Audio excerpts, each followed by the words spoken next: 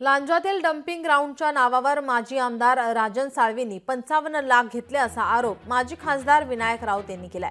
लांजामधील सभेदरम्यान त्यांनी हे वक्तव्य केलं आहे। राजन साळवी यांनी 55 लाख घेतले असं विनायक राऊत यांनी म्हटलेलं आहे।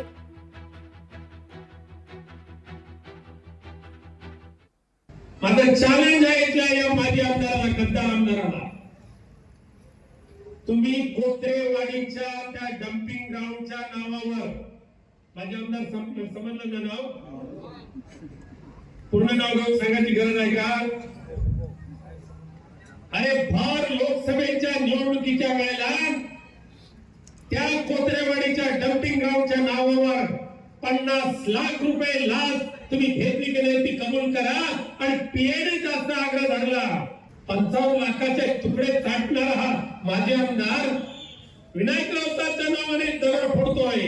अरे माझ्या नावाने किती आरोप कर, तुला ते कोत्रेवाडीच्या लोकांचे शाप भोगल्याशिवाय राहणार नाही। 50 लाख हिम्मत असेल तर सांग की 50 लाख खाल्ले नाही। लोकशाही मराठी ऐका, पहा, जागरूक रहा।